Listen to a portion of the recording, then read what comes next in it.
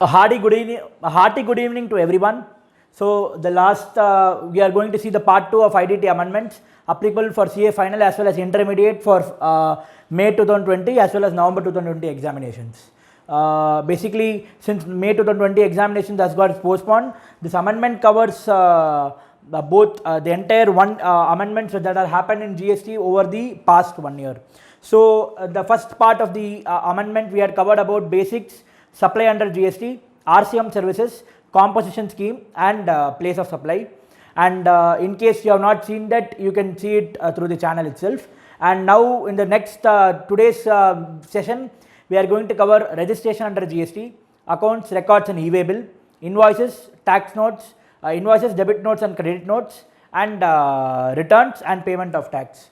So when we covered the part 1, it was more of a technical session because everything was were relating to issues and considerations relating to the computation mechanisms, basically be it supply or RCM services or be it composition scheme, etc. And now we are going to the mechanical part of it or the administrative part of it a bit. Definitely a lot of students we have observed that registration chapters are a lot of things to remember, or returns, it's more of administrative, but whether it's relevant for their examination, 100% it's relevant for your examination, there is no substitute to it. So let us target one by one, and I hope I make this session interesting also. So first of all, registration. So what do you mean by registration actually? See, GST when it came, everyone has to pay tax actually. Basically any business person, if he makes any supply, has to pay tax. That is the simple concept. So supply means it is defined under section 7, there are no issues in that, and it also says it should be for a consideration in the course or furtherance of business. So registration, when we are talking about, the first thing which should come into our mind, any business person, if he is making any supply, taxable supply, it should be charged to GST, he should pay GST. But now the government has given certain relaxations to certain people. The government has told, okay boss, since your based on the turnover, obviously the relaxation whenever it comes under GST law, any relaxation if you see it is based on turnover. So government has told, okay boss, I know few people, you are very small business payers or small businessmen. So for you to not, I don't want you to pay GST itself. So if you are within that limit, no issues, don't worry about anything, you just don't pay tax, you still. So that's what the government have told. But however, obviously the government for all states, they have not treated it as equal. So the government has divided or categorized the turnover threshold itself based on various 3 categories of states. So I know, let us see based on few mnemonics we can use, and let us see if we can close it out. So registration under GST, as I told, it is based on turnover criteria. So if you see turnover criteria, it is divided into 3 states. Turnover criteria, it is divided into 3 states. So what it is divided into 3 categories. Sir, what are those 3 categories, sir? What are those 3 categories, sir? So we have to remember the states, sir. By heart the states, sir. Yes, we have to by heart, sir. So category, let us put it as 3. Category 1, let us see what are those states. Category 1, let us see what are those states. Category 2, sir. Category 2, let us see what are those states, sir. Balance should be others, sir. So category 1 and category 2, you should remember in your mind. Definitely it is relevant for your examination. You should remember what are those states. If whatever does not get covered in category 1 and 2, automatically it will come into category 3, simply put. So category 1, 2 and 3. So what is category 1, sir? What does it all talk about? What is category 1? What does it all talk about? So I will start the session with a very familiar name for South Indians actually. That will be the mnemonic for what states it is applicable. That will be the mnemonic for what states it is applicable, sir. Sir, yes sir, please tell us the mnemonic. The mnemonic is Namita. Enna sir, Kartale Ibdiya. No issues. So the mnemonic is Namita. Sir, what does it Namita state? It basically it contains 4 states here. Let us see what are those states. First one, N for Nagaland. So Nagaland is one state. N for Nagaland. Nagaland is one state. Second is MA, Manipur, Nagaland, Manipur. Third one is MI, Mizoram.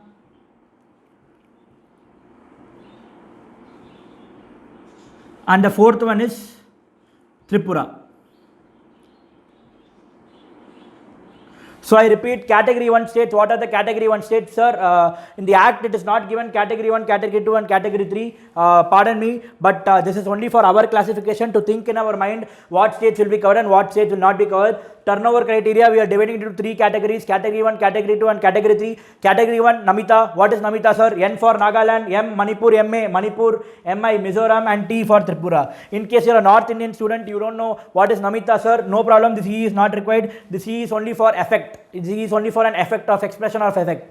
So in case, so I would still call it Namita itself. So again, category 1 states, sir, Namita, sir, N for Nagaland, MA for Manipur, MI for Mizoram and 3 for Tripura. Okay, sir, category 1, what is the threshold limit? What is the threshold limit, sir? Because you are telling turnover means what is the threshold limit for turnover, sir? So the threshold limit for turnover is 10 lakh, sir. It is 10 lakh, sir. Sir, it is only 10 lakh, sir. Act does it say only 10 lakhs? No, sir. It is up to 10 lakhs, sir. Up to 10 lakhs, sir. So the threshold limit for turnover is up to 10 lakhs. Up to 10 lakhs.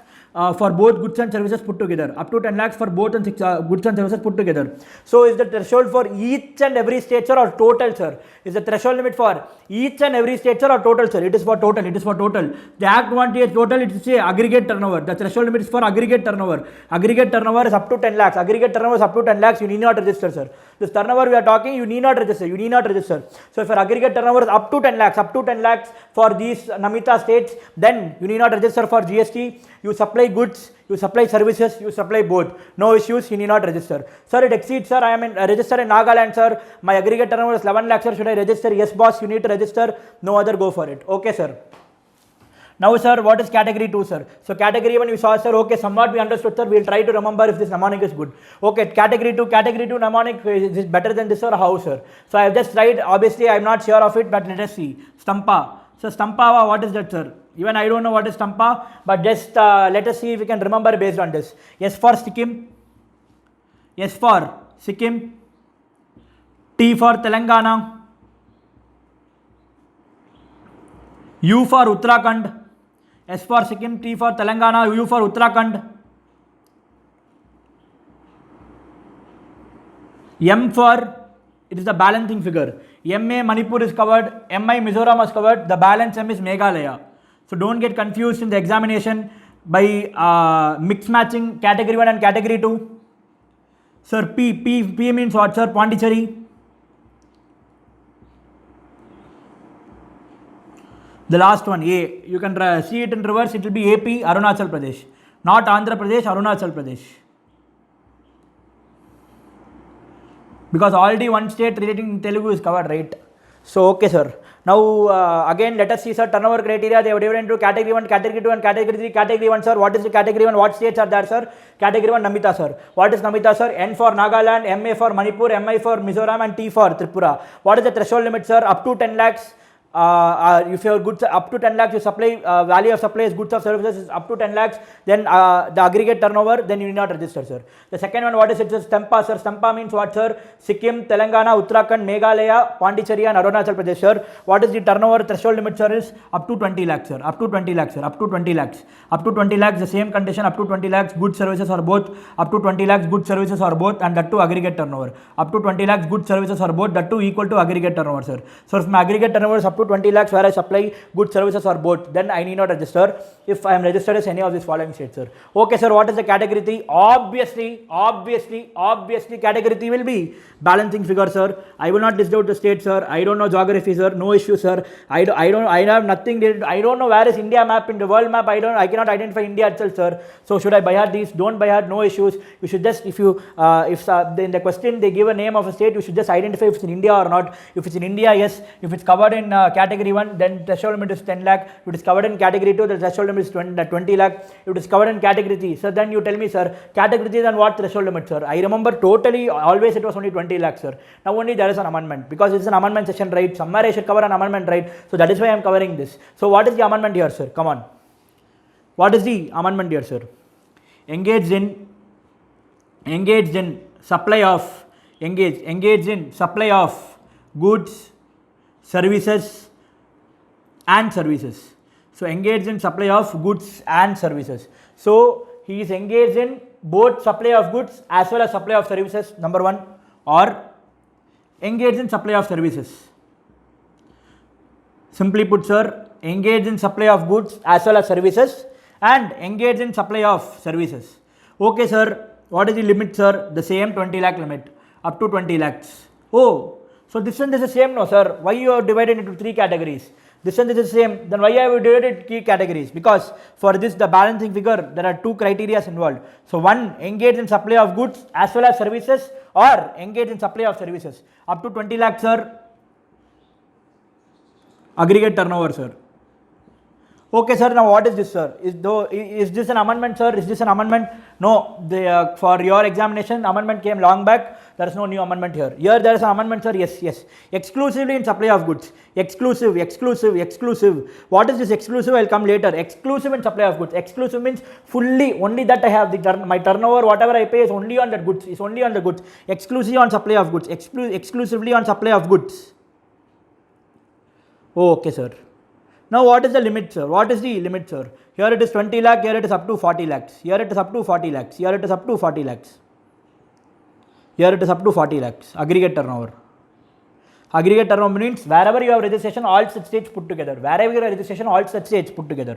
Aggregate turnover.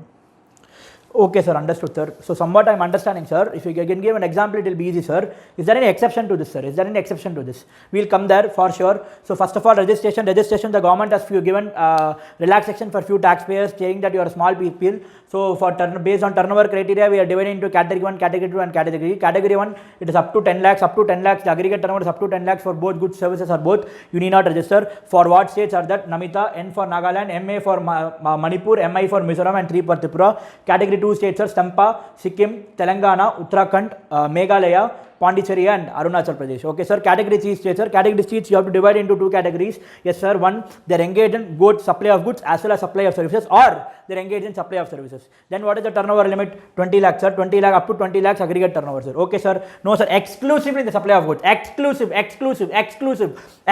on the supply of goods, sir. Then what is the turnover limit, sir? It is up to 40 lakhs aggregate turnover. Up to 40 lakhs, I need not register, sir. Okay, sir. Is there something catch here? Is there something catch here? Yes, it's an amendment. There is a catch. There is some exception to it. Let us see what is the exception. Amendment, there is a catch. Let us see what is the exception here. Come on, listen, come on. So, exclusive supply of goods, sir. This is the amendment, sir. Exclusive supply of goods, category 3 states. Exclusive supply of goods, category 3. Aggregate turnover. Less than equal to 40 lakhs, sir. Aggregate turnover less than equal to 40 lakhs, sir. Okay, sir. Now what is the catch here, sir? Sir, first of all, sir, exclusively in the supply of goods, sir. Now that means, should there be no service component at all? Yes, there should be no service component at all. However, let us see one thing. Number 1. Sir, I manufacture bags. Sir. Okay, you manufacture bags. Sir, I sell it also, sir. Okay. Along with the manufacturing of bags, when I sell it to the customer, I undertake delivery, sir. I myself go and deliver to the customer, sir. You deliver. So delivery you take care. What is delivery, sir? Transport charges will be there. Yes, sir. I incur transport cost, sir. Apart from that, during transport, nothing should happen, sir. I take insurance also, sir. Sir, now my product value equal to 100 rupees, sir. In my invoice, this is my invoice. I charge like this. My product value is 100 rupees. Freight, assume 10 rupees. Insurance, assume 1 rupee, sir.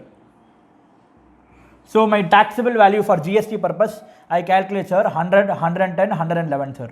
So now you tell me, sir, this product bag, sir, bag is goods only, sir. But see, sir, only because I manufactured the bag, only because I manufactured this bag, I am incurring this freight and insurance, sir. See, now there is a service component also, sir. So can this be treated as exclusively in the supply of goods? Definitely yes, provided this is a composite supply. Definitely yes, provided this is a composite supply. Sir, can you just tell me a short summary of composite supply? Composite supply means two or more supplies which are supplied in conjunction with each other and naturally bundled. Two or more supplies which are supplied in conjunction with each other and naturally bundled, and one of which is a principal supply. One of which is a principal supply. One of which is a principal supply. What do you mean by principal supply, sir? The dominant element of the supply. The dominant, sir, this is one supply, sir. This is one supply, sir. This is one supply, sir.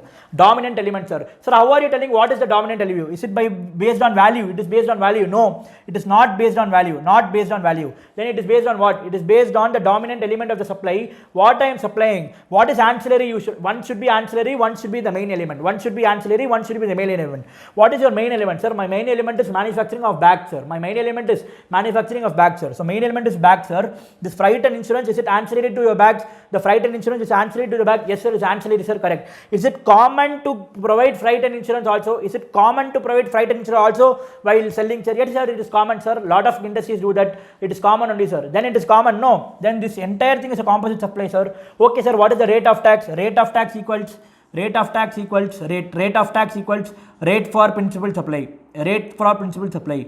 Rate of tax equals rate for principal supply. Rate of principal supply. So principal supply of bags, sir. Bags is goods only, sir. Hence, this also will be treated as exclusive for supply of goods. So, exclusive for supply of goods up to 40 or 40 lakh aggregate turnover is there, you need not register. I mean, you can still register, you are not liable to register. So, but in case it's a composite supply, sir, I manufacture bags, I give freight and insurance, I charge it to the customer, sir. No issue, since it is treated not as a service, the principal element is only still supply of goods, you can still take that exemption, sir. But for calculating turnover, sir, 111 rupees should be considered, not only 100 here. Okay, that is one, sir. Next, sir. So now you see, sir, I am producing same bags, sir. Same bags only I am producing, sir. Same, sir. My turnover is say 38 lakh, sir. So 38 lakh turnover, same bags I am producing. You leave freight insurance, ignore, sir. No freight insurance, nothing. Please ignore, sir. But now what is happening? My vendor is calling me, sir. Yeah, he's calling me. Hello, hello. Yeah, bolo, bolo. I am telling. Okay, sir. He's telling me, boss, I need some 5 lakhs, sir. He's telling me, I need 50 lakhs, sir. He's telling me, I'm asking why you need 50 lakhs. See, I am in a financial crunch now. Corona times, okay. But still, your bags, it is very eco-friendly. Many people are buying your bags. So you have demand, definitely. You need supply also. To supply, you do not have an alternate customer. You have to come only to me. But I am facing financial crunch. Kindly give me as an advance, I will pay you interest. Kindly give me as an advance, I will pay you interest. So what he is telling, okay, he is telling, okay, pa, I will give you. No problem, don't worry. So what he is giving, this manufacturer of jute bags, he is giving 50 lakhs loan. 50 lakhs loan. To whom he is giving 50 lakhs loan, he is giving to his vendor. Okay, sir, loan is giving 50 lakhs loan is giving to vendor, sir. Is he charging some interest or giving free of cost? Is he charging from interest? Yes, sir, he is charging some interest. Say interest amount comes to 5 lakh. Interest amount comes to 5 lakh. Sir, interest is 5 lakh, sir. Interest is 5 lakh.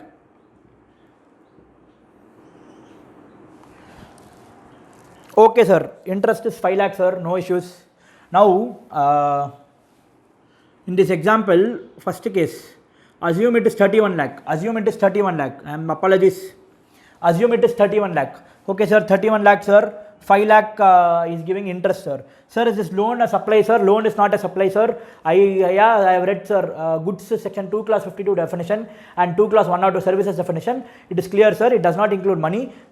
Loan is only money, sir. So no. Perfect. Your understanding is perfect. Sir, but this interest, sir. Interest, it's facilitative in nature, sir. It is facilitating transaction of money, sir. That should be supply, no, sir. Correct. You are correct. So interest is a supply. So there are total 2 supplies, sir. Supply of goods, sir. Supply of goods 31 lakh. SOG I am writing supply of goods. Supply of goods equals 31 lakhs. Okay, sir, super. Supply of goods equals 31 lakhs, sir. Now 5 lakhs, sir. 5 lakh. And what is this? Supply of service? Because interest is a service, sir. Supply of services 5 lakhs, sir. Total how much it comes to? Total it comes to 36 lakhs, sir. Total it comes to 36 lakhs. Now you tell me, sir, my turnover threshold, should I consider 20 lakhs or 40 lakhs? Sir, you told exclusively supply of goods. Exclusive supply of goods. Assume these are those other third category of states only they have registered. Exclusively in supply of goods, sir, I am seeing 31 lakh is there, 5 lakh is there, 36 lakh is there. So total is 36 lakhs, sir. But I am going back. I am going back. This total has 2 components, sir.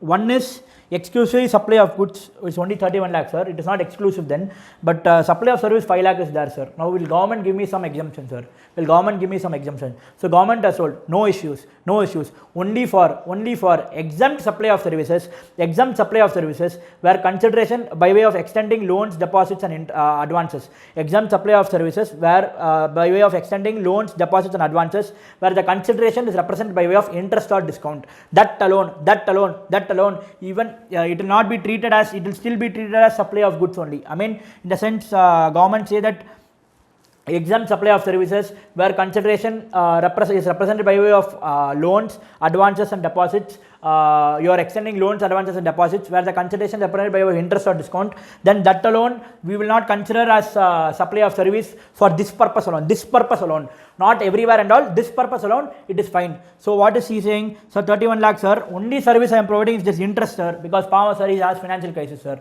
Okay, government is saying no issues. Still you will be treated as exclusively in the supply of goods, sir. So 40 lakh turnover limit will apply. 40 lakh turnover limit will apply. 40 lakh turnover limit will apply. Super, sir. So question 1, is he liable to register? No, sir. See, sir, what government told? Exclusive in supply of goods, sir, but it's exclusive on supply of goods. Still you can provide one service, sir. What service is that, sir? Sir, giving of loan, sir. What the exact reference, what is the exact phrase they give, sir? Exempt supply of service by way of extending of loans, deposits and advances, where the consideration is represented by way of interest or discount. Sir, I am giving a loan to my vendor, sir. Vendor, he has charged 5 lakh interest, sir. Yes, sir. Yes, sir, what you told him is coming, sir. Yes, it is an exempt supply. Remember, only in case of supply of goods, exclusive in supply of goods, you have an exempt supply and you earn interest. Even though you earn that interest, government is saying still you will consider it as supply of goods, exclusively in supply of goods. Okay, sir, second case, sir, first you put wrong example 38 lakh, sir. Is there any reason? Are you going to give another example? Yes, I am going to give. There is a reason for it. Now, example 2, same example only. Instead of 31 lakh, it is 38 lakh. Instead of 31 lakh, it is 38 lakh. I still give 50 lakh interest. Take it here. I still earn 5 lakh interest. 50 lakh loan I give, 5 lakh interest I earn. 50 lakh loan I give, 5 lakh interest I earn. Super, sir. Now same, sir, same condition. Please listen. Supply of goods 31 lakh. For supply of goods 38 lakh. Supply of goods 38 lakh. Supply of services. Same 5 lakh. Now 43 lakh, sir. 43 lakh, sir. So it exceeds 43 lakh, sir. Total is 43 lakhs. It exceeds 40 lakh. It is greater than 40 lakh. It's greater than 40 lakh. Sir, now you tell me, sir, should I register or not? Sir, now let me think, sir. You told this supply of service, sir, 5 lakh you told, sir. Correct, I told. Now, what government told? The supply of this 5 lakh, even though you make by way of where you get interest, still it will be, we treat it as exclusive supply of goods, no issues.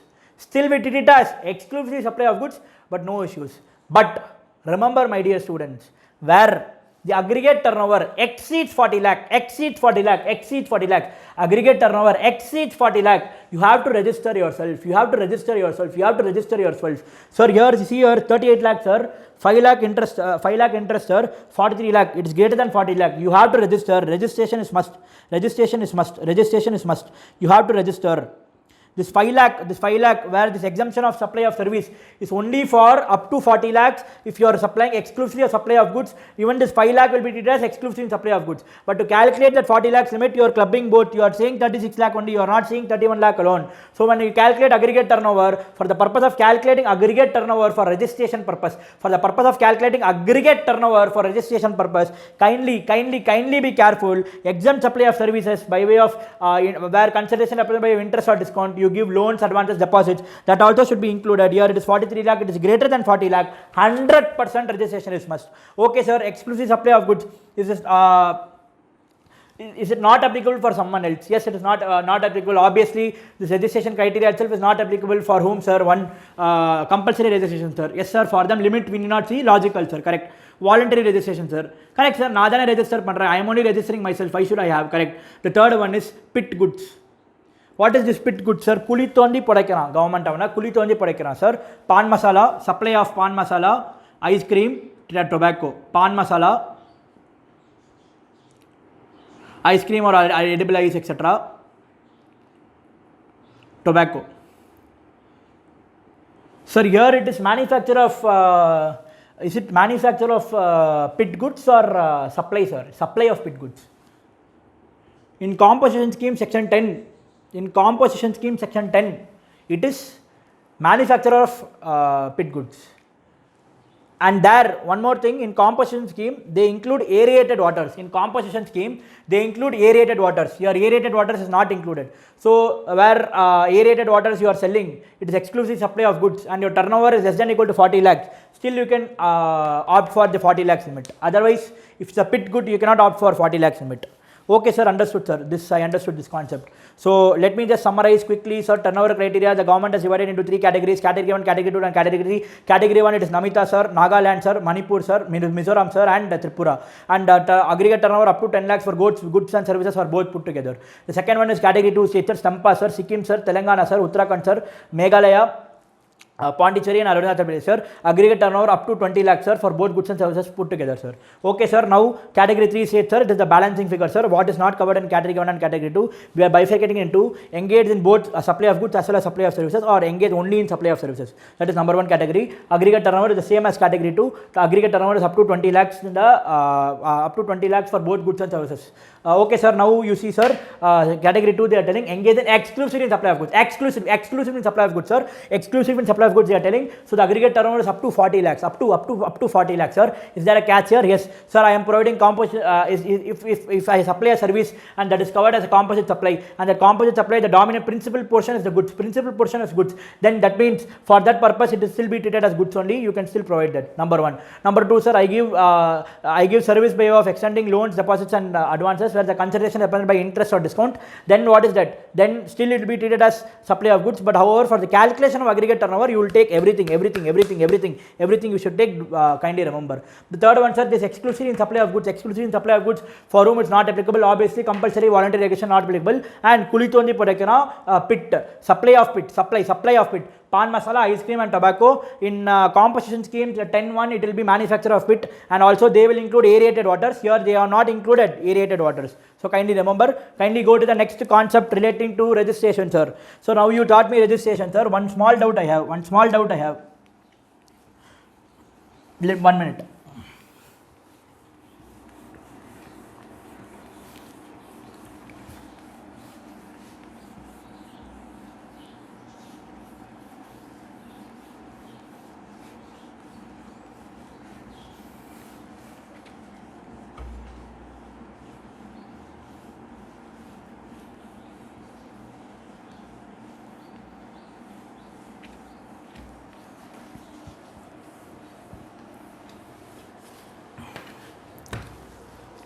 Sir, before you go to the next concept, sir, I have one small doubt, sir. Yes, please tell me. Yes, sir, the small doubt is what, sir? See, sir, I am a supplier, sir. You told category 1, category 2, category 3, sir. You told category 1, category 2, category 3, sir. And you told aggregate turnover, sir. You didn't tell turnover per state. Aggregate turnover means all states put together, no, sir. I have one doubt, sir. Yes, tell me. Sir, the doubt is, I am X, sir, X Limited, sir. I have registration, sir. Registration is state-wise. Sir, I have one registration in Nagaland, sir. One registration in Sikkim, sir. One registration in Maharashtra, sir.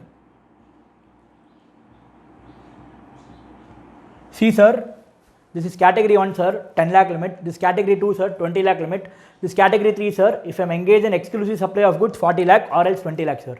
Now you tell me, sir, now X Limited, when I calculate aggregate turnover, assume aggregate turnover I get as 18 lakh, sir. First case, sir, I get as 18 lakh, sir, aggregate turnover. Sir, now should I take upper limit, sir, or should I take lower limit, sir? Upper limit means I can take up to 20 lakhs, sir. Assume I provide both goods and services. Or can I take lower limit, sir? You have to take the lowest limit. Sir, this is 10 lakh, sir, criteria.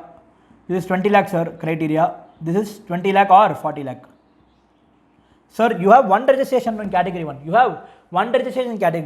So, aggregate turnover, if it exceeds 10 lakhs, you have to register. Sir, 18 lakh, this is greater than 10 lakh, sir, equal to register. Simple. Why 10 lakh? Lowest limit you should take. Please be careful of that. Super. So, is your doubt cleared? Yes, sir, cleared, sir. Now, the next concept, let us go. Sir, now I have registered, sir, no issues. Sir, then what should I furnish whenever I register, sir? What is the procedure? You just can tell me one thing, sir, but don't tell me something and all, sir. Please stick to amendment clause alone, sir. I am telling this because there is an amendment there also, sir. Okay. So first one, sir, registration, sir, same registration, sir. I am registering myself, sir. What I have to do, sir? Government, I have to submit for certain forms. I have to give details and all, sir. So give details to government for registration. Give details to government for registration, sir. I have given, sir. Insert one of the detail. So if you register means you have to pay tax. If you have to pay tax, you need a bank account. You have to pay tax, you need a bank account. Through bank only, you not go to government, take cash, government take 50 rupees. You not give like that. Through bank account only it operates. So you need to give bank account, sir. Bank account, sir. There is an amendment here, sir. What is the amendment, sir? What is the amendment? So earlier, at the time of registration, you need to give the bank account details. At the time of registration, the taxpayer, the registered person, or the person who is going to register, they have to furnish their bank statement. They have to furnish their bank account details. Sir, now they have given a relaxation. You can furnish later. They have given a relaxation. You can furnish later. Later means what, sir? Now, amendment, furnish later.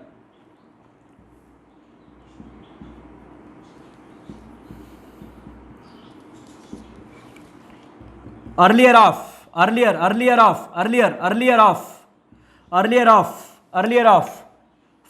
days. Earlier of 45 days from grant of registration. Earlier of 45 days from grant of registration certificate or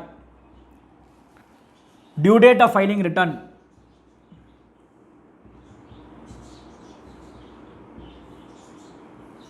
Under what section, sir, it is? I vaguely remember.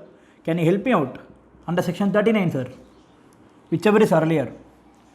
So earlier when I have to register, I have to furnish my bank account details. I have to furnish which bank I have account, which bank is no bank number, IFSC code, blah blah blah, everything to the government. What now government told, okay boss, I'll give you some relaxation. You can now furnish the bank details later. It is with earlier of 45 days from the grant of registration certificate, 45 days from the grant of registration certificate or due date of filing return under section 39. Sir, what is the due date of filing return under section 39? Unless specified, unless there is relaxation given by government, commissioner, CBIC, the XYZ person, unless it is given, it is 20th of succeeding month.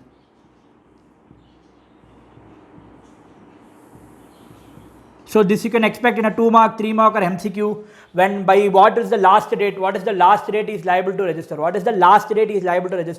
Be careful. Earlier of 45 days from the grant of registration certificate, 45 days or due date of filing return under section 39, 20th of succeeding month, sir. No issues. Let me give you a small example. Sir, I registered on say 20th April, sir. 20th April. Okay, I didn't furnish bank details that time. It is not that you cannot furnish. You can furnish, you can also defer. That's all. So on 20th April, sir, now you tell me, sir, criteria. 45 days from grant of registration. 20th April first plus 45 days.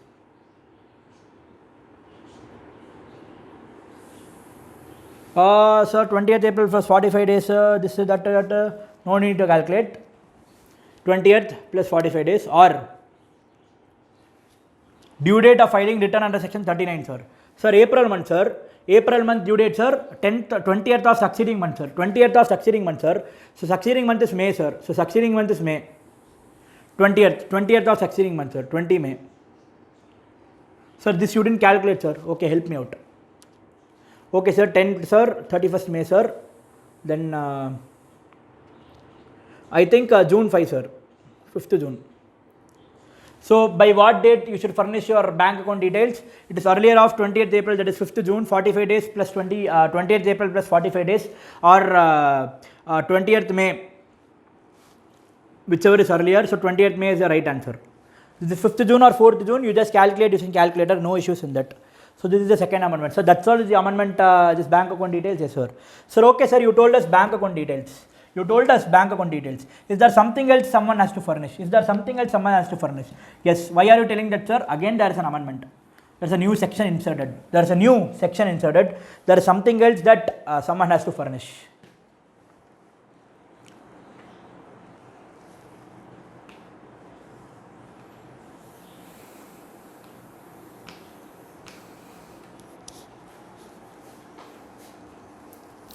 Third thing, sir, bank account details is furnished, sir. Third one, Aadhaar card details. Oh, sir, earlier Aadhaar card was not required, sir. Details furnishing, no, it was not required. So Aadhaar card details slash Aadhaar number. For now, let us take it as Aadhaar number itself. I'll tell you when it comes. So the third amendment in registration is Aadhaar card details or Aadhaar number. Now,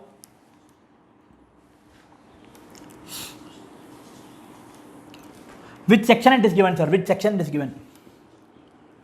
25(6)(a) to 6(d). Where it is given, sir? 25(6)(a) to 6(d). Of which act, sir? Which act? CGST Act. Okay, sir. So number one.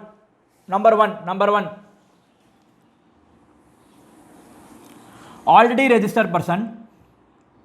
Already registered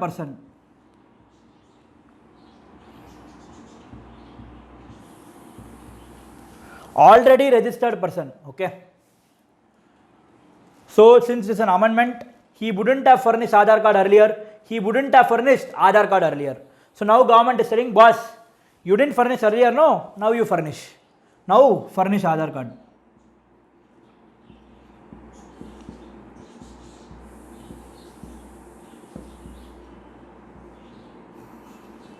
By what date, sir? By what date? Not given. By what date? Not given. Prescribed time. It is not yet notified. The prescribed time is not yet notified. The section is notified. By what time? Government has not yet told. So he must furnish the Aadhaar card within the prescribed time, sir. Sir, you have told Aadhaar card or other number, sir. What is this Aadhaar number? Sir, I don't have Aadhaar card, sir. Aadhaar card, not there. Sir, I don't have Aadhaar card, sir. So if I don't have Aadhaar card, government will give you a unique number. Government will give you a unique authentication number. Unique authentication number. You don't have Aadhaar card, don't worry. Government is saying, boss, don't worry. I'll give you unique authentication number. So furnish the unique authentication number. Sir, I have already registered, sir. What government is saying, boss, you have already registered. So now you furnish Aadhaar card. Sir, I don't have Aadhaar card, sir. If you don't have Aadhaar card, you furnish unique authentication number. Sir, I don't do both. Neither I am doing this nor I am doing that. Then you will be, your registration itself will be treated as invalid. Your registration will be treated as invalid. Registration treated as invalid.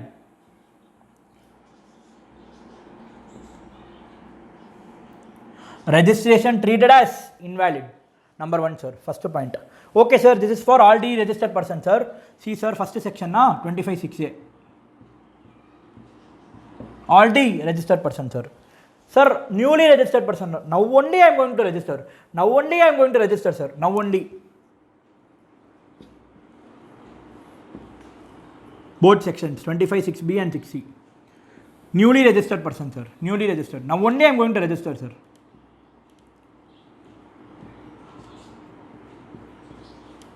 What will it be? See, sir, he already registered, sir. So that's why what government is telling. Okay, now you furnish Aadhaar card details. Now he is going to register. So will government say you register, then I'll come back, Raja? No, right? So government will say newly registered person, no. Furnish Aadhaar card at the time of registration. Furnish Aadhaar card at time of registration. Oh, okay, sir. So I'll furnish Aadhaar card. Sir, same doubt I have, sir. Aadhaar card not there, sir, with me. What can I do? Aadhaar card not there with me, sir. What can I do? So Aadhaar card mandatory. There are a lot of Supreme Court, this, that, and all fighting going on, sir. So that's why government has told, if Aadhaar card is not there, government will allot you a unique authentication number. Unique authentication number. Okay, sir. Okay, sir. If Aadhaar card not applicable, unique authentication number. Or I am putting. Okay, sir. Okay, sir. So newly registered person furnish Aadhaar card at the time of registration, unique authentication number, sir. Super, super, super, sir.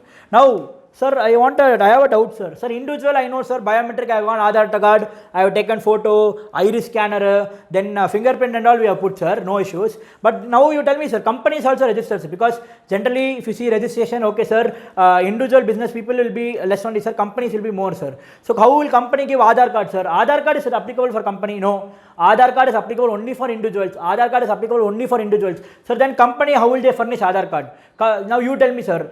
Is company run by someone? Is company run by someone? Yes, sir, it is run by some. Who? Example, I'll tell you. In case of an HUF, Karta. In case of a company, who will run it? Managing director, whole-time director, manager, or signatories, authorized signatories. Who is the authorized signatory? That person will furnish their Aadhaar card. Who is the authorized, in case of a company, who is the authorized signatory? That person will furnish the Aadhaar card. I repeat, in case of a company, the authorized signatory will furnish the Aadhaar card. In case of HUF, the Karta will furnish, sir. Okay, sir, understood, sir. Sir, then one more doubt, sir. Yeah, tell me. Sir, now firm, sir, you told company. Firm means how, sir? Managing director and all. Firm, there will be only partner, sir. Firm, there will be only partner, sir. So, who should furnish? In case of a firm, it is managing and authorized partner. Managing and authorized partner. Authorized and managing partner. Sir, I am a dormant partner, sir. I am a sleeping partner, sir. No. He should be a authorized and managing partner. And authorizing, he should be authorized and he should be managing partner. Just for the name's sake, if someone is a partner, they cannot be that. It should be a managing partner. He should manage the affairs. Okay, sir. Company, sir, what you told, sir? Authorized signatory, sir. All types. Access, authorized signatory, all types. They would have given actually MD, whole-time director, those details and all. HUF, sir? Karta. Okay. So 2560 is already registered person, 6B60 is newly registered person, sir. Furnish Aadhaar card, sir. I don't have Aadhaar card, sir. Oh, I don't have Aadhaar card. What to do now? Okay, sir. Unique authentication number, sir. Unique authentication number is there. Okay, sir. I can give that, sir. But sir, from a company and all, they will not have Aadhaar, no, sir. Aadhaar is only for individuals. Yes. Who is managing the firm? Who is managing the company? Who is managing the HUF? All these three people. So they will have to furnish their Aadhaar card or unique number, sir. Okay, sir. 2560D. Next one. 2560. What is this, sir? For whom Aadhaar is not applicable. For whom this section itself is not applicable. For whom this section is not applicable. 256B60. For whom not applicable. Number 1. Not a citizen of India. Not a citizen of India. So there is a person X, sir. He wants to register in business in India. He has turnover greater than 20 lakh or 40 lakh or 10 lakh. He is not a citizen of India, sir. This provision of Aadhaar at the time of registration he need not give. At the time of registration he need not give. He need not give. Okay, sir.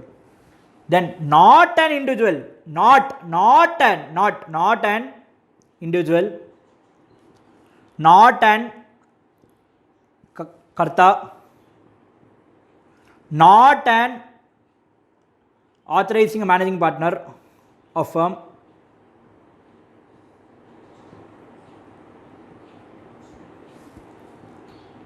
Not an authorized signatory of all types.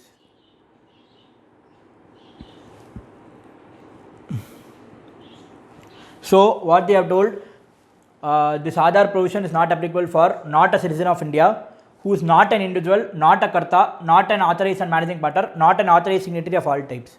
So apart from these four, for others it's not applicable, and if it is not a citizen of India, it is not applicable. Okay, sir, understood. Now one provision is there, sir. This unique authentication number, sir. Can you tell more details about it, sir? I don't have Aadhaar. Why this provision they bought, first of all, sir? See, lot of people their premises in which they took fake registration.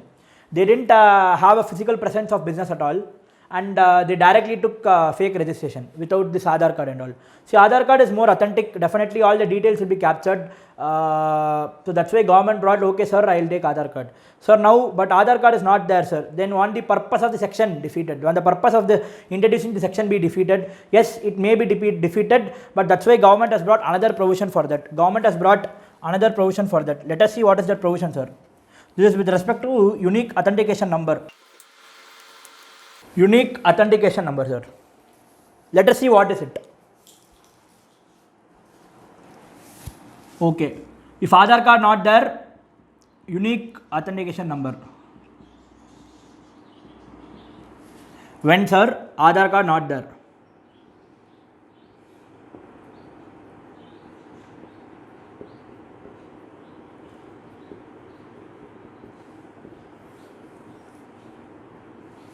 Sure, okay sir. Now, in case the registered person or the person who is going to register furnishes unique authentication number, that is does not furnish Aadhaar card, furnishes the alternate number, then the proper officer,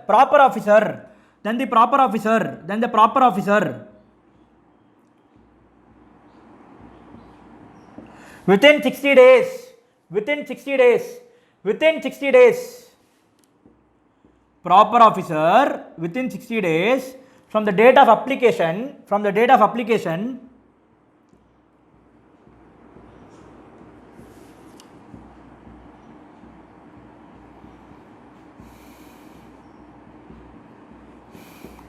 verify the business premises, whether it actually there is a business premise there. So what they are telling, sir, Aadhaar is not there, authentication number is there, unique authentication number. Then the proper officer within 60 days from the date of application of registration, verify the premises along with the said person,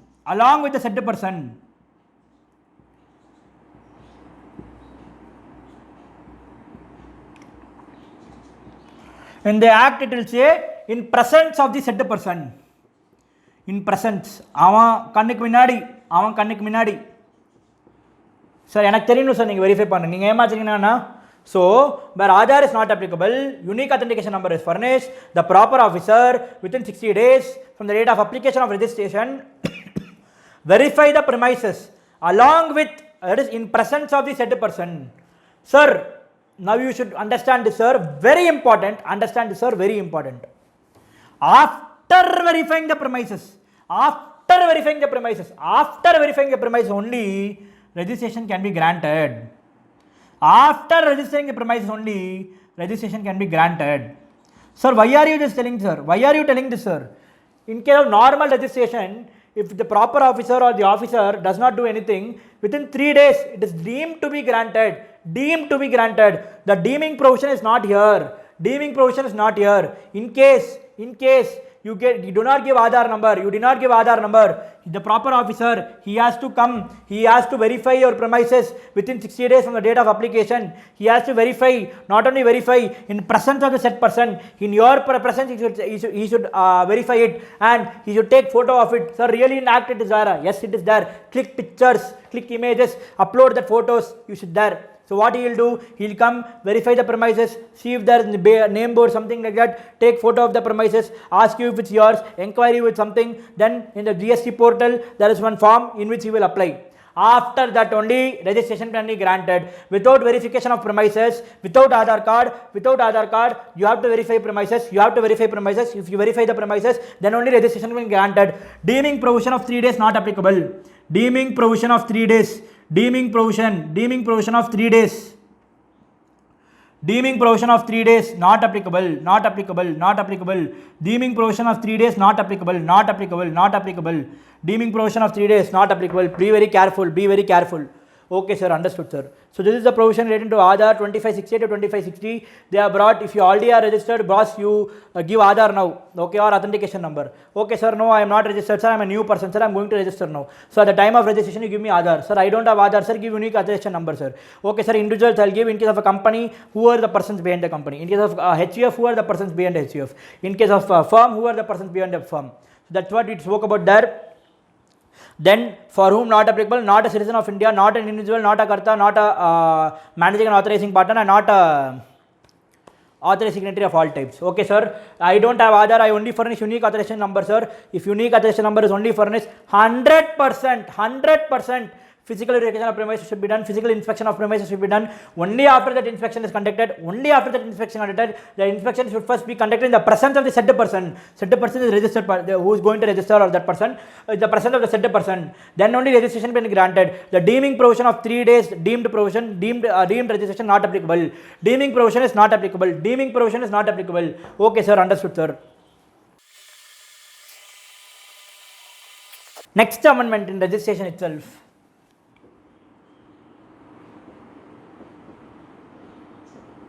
Next amendment in registration itself. TDS under section 51. What is the amendment, sir? What is the amendment, sir? Simple.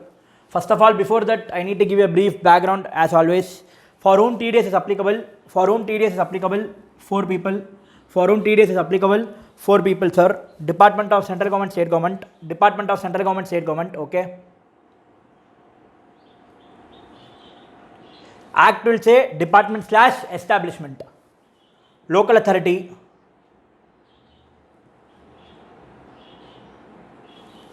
Governmental agency. Governmental agency.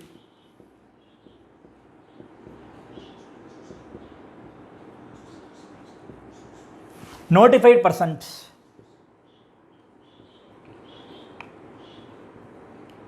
I am just giving you a brief of TDS before going into the amendment so that you understand that.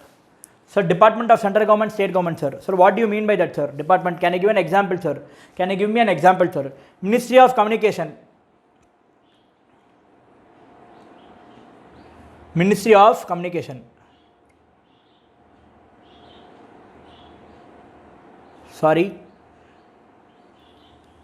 Inside Ministry of Communication, there are 2 departments. Anyone knows? No. Yeah. Department of Post. Department of Post. DOP. Department of Post and DOT. Department of Telecommunication.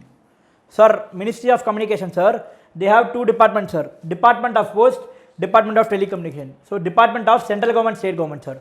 Department of Post, Department of Telecommunication. Super, sir. Local authority example, Municipal Corporation. Local authority example, Municipal Corporation. Okay.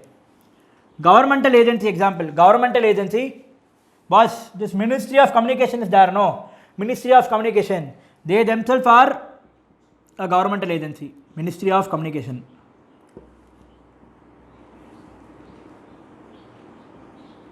Okay. The next, notified persons. Who are notified? Who are notified? Number 1. Under Act, Board, Body. Act, Board, Body. Set up by Parliament. Any Act, Board, Body set up by Parliament, by State Legislature. Act, Board, Body set up by Parliament or State Legislature or by government. Any act, body, board, body set up by Parliament, State Legislature or by the government, and both of them hold greater than equal to 51%, not greater than 50. 50.5 is not 51. Greater than equal to 51%. Greater than equal to 51% of what? Be it equity. Greater than equal to 51% of equity or control. So it is not just share capital, equity, it is not just equity. Holds greater than equal to 51% equity or control in doing the said function.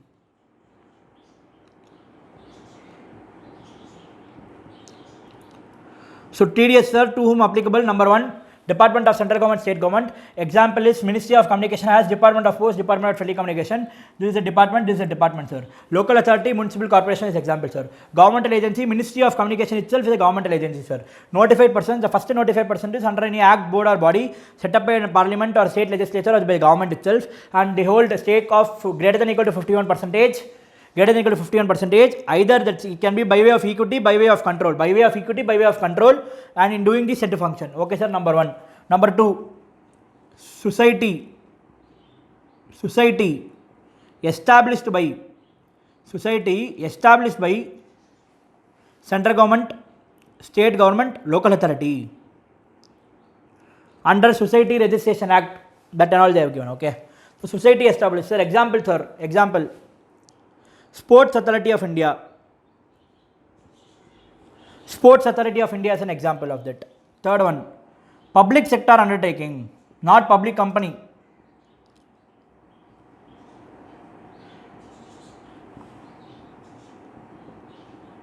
Sir, what is the difference between public company and a public sector undertaking, sir? Public company means public has interest in that stake. Government need not hold that. Public sector in undertaking means the government has the major stake in it. That is a public sector undertaking, sir. So TDS applicable, sir. Department of Central Government, State Government, Local Authority, Governmental Agency, notified person, sir. 51% stake, society, sir. Public sector undertaking, sir.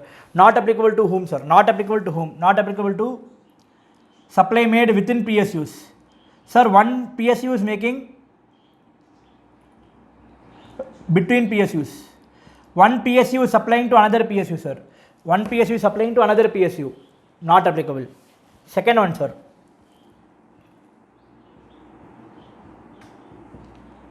Supply is made among these four. This is 51-1. This is A, this is B, this is C, this is D. Supply is made among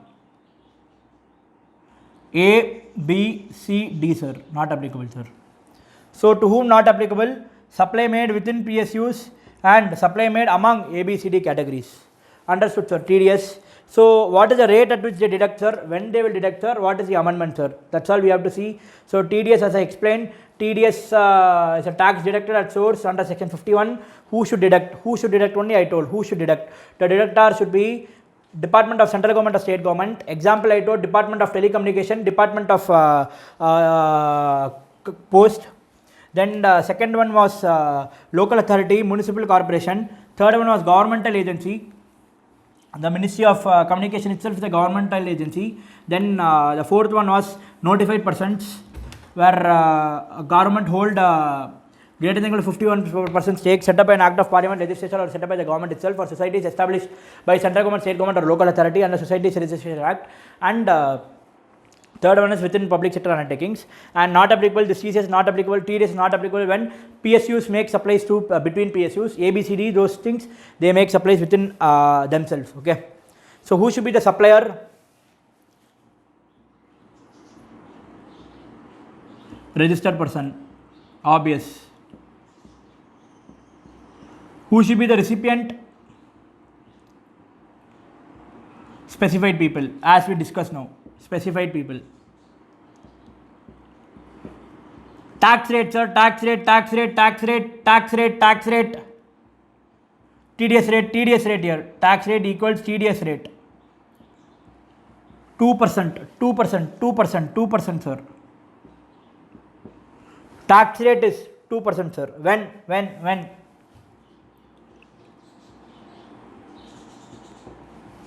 Value of supply.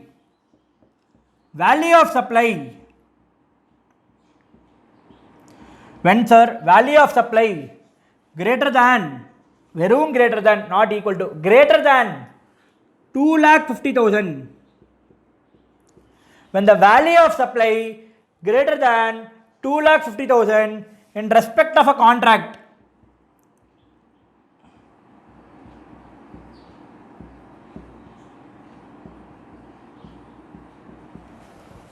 When the value of supply greater than exceeds 2,50,000 in respect of a contract, then the specified persons will deduct TDS at 2%. The specified persons will deduct TDS at 2%.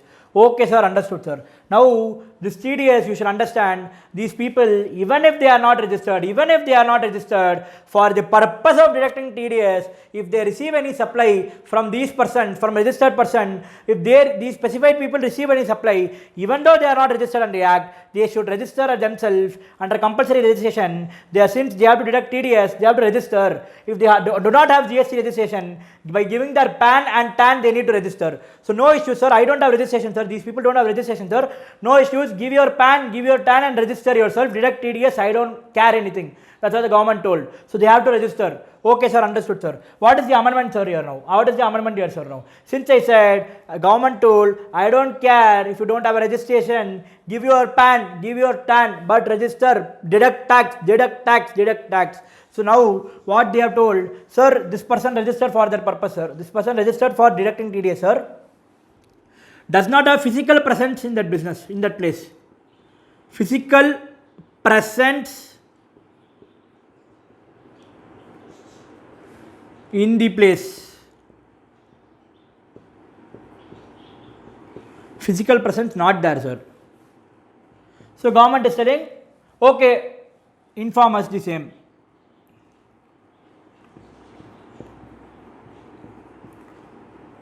So that's all is the amendment. Yes, that's all is the amendment. Earlier, this was applicable. This provision was applicable only for TCS under section 52. Now it is applicable even for TDS under section 51.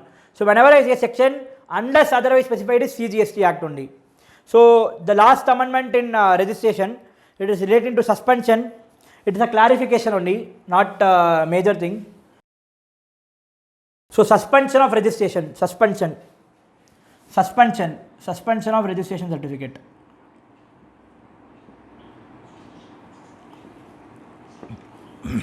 Sir, for XYZ reasons, my registration can be suspended.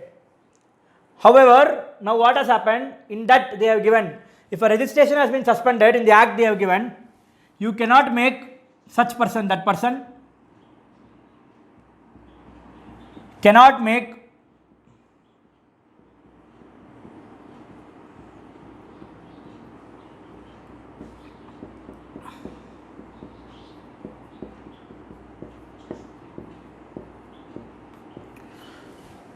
suspension of registration. They have told such person cannot make taxable supply. Such person cannot make taxable supply.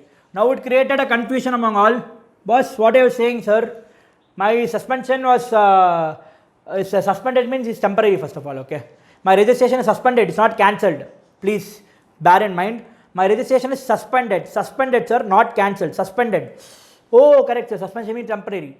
So then in the temporary period you are telling me, sir, I cannot make taxable supply. How does it valid, sir? So they issued clarification. Raja, don't worry. I am not telling you like that. Raja, don't worry. I am not telling you like that. This you should be read as should not issue tax invoice.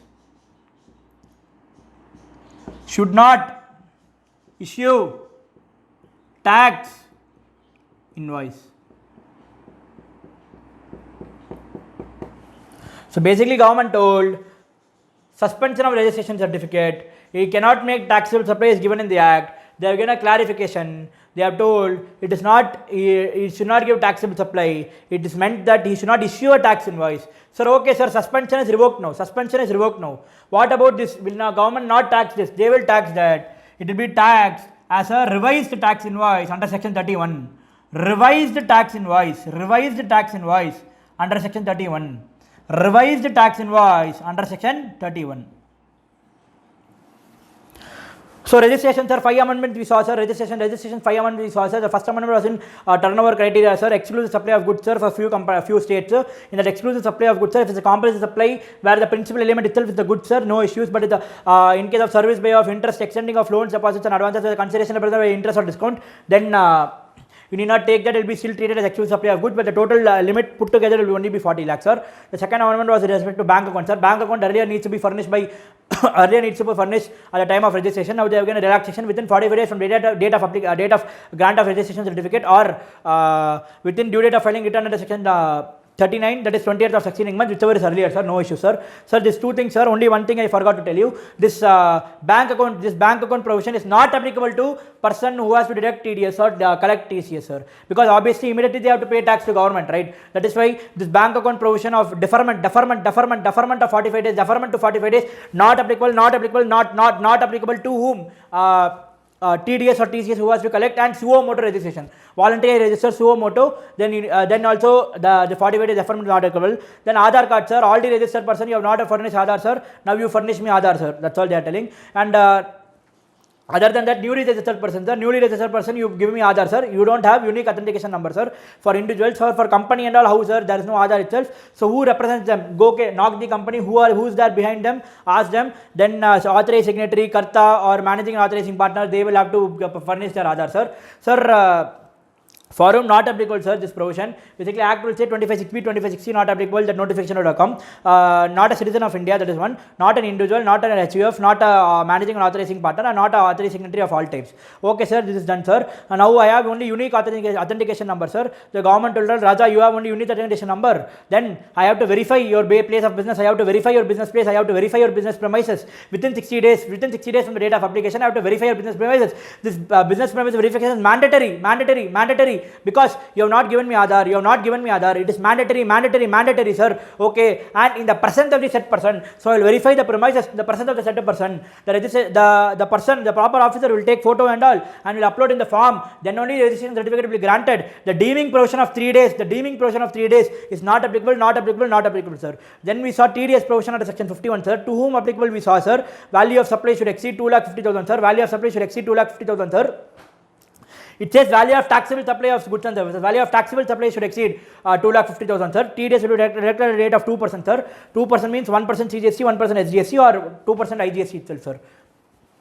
And what is the amendment in that? Amendment, if they don't have a physical presence of business, then just tell me. If they don't have a physical presence of business, just tell me. That's what government is telling in the prescribed form. Okay, sir, that is done, sir. Then what is the last amendment, sir? Suspension of registration certificate. It says that the registration certificate was suspended. He cannot make taxable supply itself.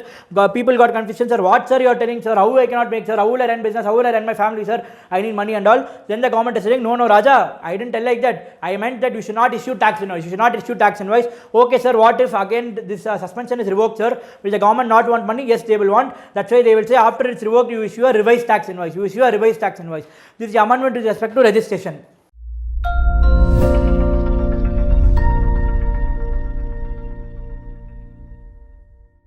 The next amendment is in tax invoice, debit notes and credit notes. Let us see. Tax invoice, debit notes, credit notes. The first one is relating to consolidated tax invoice. The first amendment is relating to consolidated tax invoice. Sir, what is this consolidated tax invoice? Can you give me a small background? No issues. So, consolidated tax invoice, when it is applicable?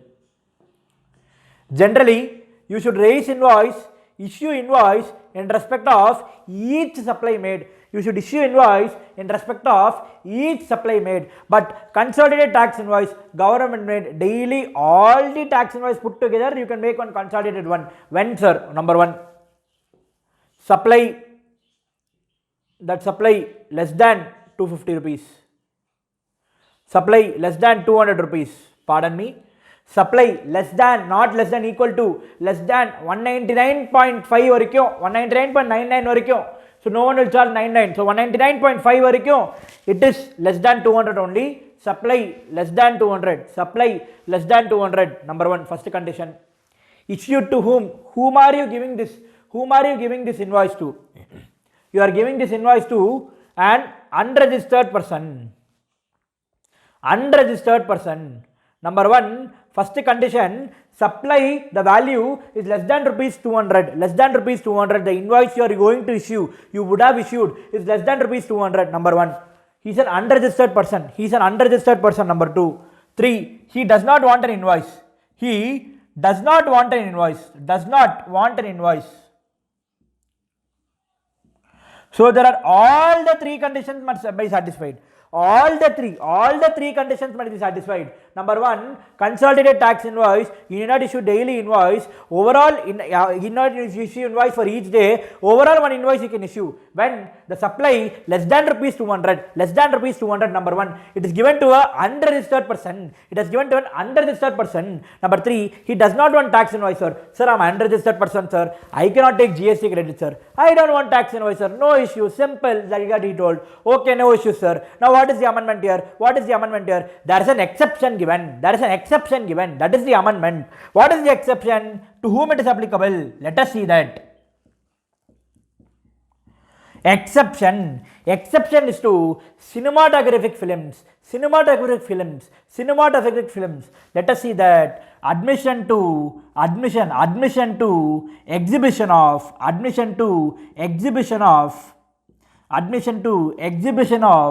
cinematographic films. Where, sir? Where will I see the cinematographic films, sir? Amazon Prime, they exhibit cinematographic films. I pay a subscription overall. Is it an admission to exhibition of cinematographic films? Let us complete. Admission to exhibition of cinematographic films where in multiplex screens. Admission of to exhibition of cinematographic films in multiplex screens. Sir, what is this, sir? Multiplex screens, sir? First I want to know that. And what is this thing, sir? This is an exception. Exception means these people, the cinematographic films, the multiplex screens here, they cannot issue consolidated invoice. They cannot issue consolidated invoice. Cannot issue consolidated invoice. Multiplex screens. So what they are telling, sir, I am going to a movie, sir, I am going to Satyam Cinema, sir. Okay, sir, Satyam Cinemas, I go, sir, I buy a ticket, sir, I go, sir, I sit there, sir, I see the movie, sir. That is an admission to exhibition, sir. Admission means what? They are allowing me into the theater, sir. Okay, sir, I went into the theater. Exhibition means, exhibition is not like, sir, 5-6 movies நீ அப்படியே choose பண்ற மாதிரி காட்டுற அப்படி கிடையாது. Where they are telling exhibition means display. Exhibition means display. So I am going there, I am asking, sir, master படத்துக்கு ticket இருக்கா? இருக்கு sir. Sir, KGF 2 படத்துக்கு டிக்கெட் இருக்கா? இருக்கு sir. Sir, இந்த ஹிந்தி படத்துக்கு டிக்கெட் இருக்கா? இருக்கு sir. So what they are telling, I go there, the movie I can choose, they are admitting me to that movie, they are admitting me inside that movie to exhibition of displaying the movie to me. I can watch that movie of cinematographic film. Cinema da adu, all these three are films on multiplex screens. What is this multiplex screen? This is key. Multiplex screen. Multi. This is very important. In the theater, minimum 2 screens should be there. That is at a time 2 shows should be running. At a time 2 shows should be running. And there should be a possibility of 2 movies to run at a time. Example I will tell you, sir. Example I will tell you, sir. Satyam Cinema, sir. Satyam Cinema, sir. Satyam Cinema, sir. There are various screens, sir. One, sir, Santam, sir. I know Santam, I have heard, sir. Santam, sir. And main, sir, Satyam. Satyam also is a screen, sir. Sir, there are two screens, sir. Here also 9 AM one show is there, sir. Here also 9 AM is one show is there, sir. Sir, here on the Master Pana, sir. Master, sir. Master, there is movie, sir. Master movie, sir. Here on the KGF 2, sir. KGF 2 movie, sir. Now you tell me, at a time, there is a possibility, at a time, 9 AM, there is a possibility to display 2 films, No, sir, Master brought all the screens, sir. Sir, here also Master only, sir. Not KGF 2, sir. Master mega hit, sir. Here also Master only, sir. However, at a time, is it possible, I am not telling it should be there, at a time, is it possible to have 2 movies? Yes, sir, it is possible, sir. At the same time, 2 movies can be displayed, sir, because 2 different screens are there. Multiplex having more than one screen. Understood? Sir, okay, sir. For them, consolidated tax invoice is not applicable. They cannot opt for that. Then what can they do? Should they issue invoice, sir? What can they do? They have called e-ticket. Repeat, they have called to issue e-ticket issue பண்ண சொல்லிருக்கான். E-ticket should have all particulars all particulars under rule 46, all particulars under rule 46. Sir, what is this rule 46, sir? What is this rule 46, sir? Rule 46 of CGST rules, they say that in an invoice, what and all you should mention, they give there. Some 22 lists are there. In the invoice, what and all you should mention is given there. Rule 46 says that. In that, one of the thing is recipient's name. Who is the recipient? Who is the recipient we should give? But here they are given an exception. They are telling e-ticket issue, all particulars under Rule 46 can be there except the recipient. Recipient pair illana paravala. Except the recipient. Recipient pair illana paravala.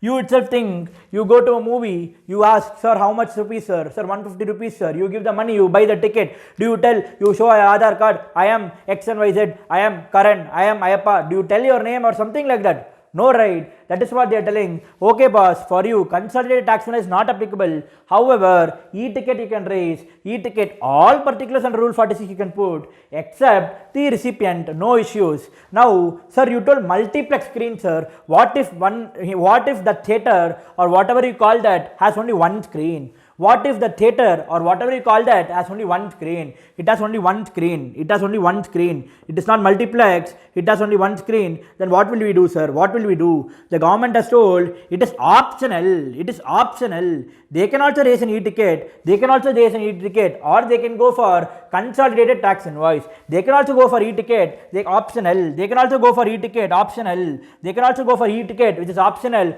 or they can also issue a consolidated tax invoice. Either way they can do, we don't mind. That's what government has told. No issues, sir. Super, I understood this. What is the next amendment, sir? What is the next amendment? Let us see.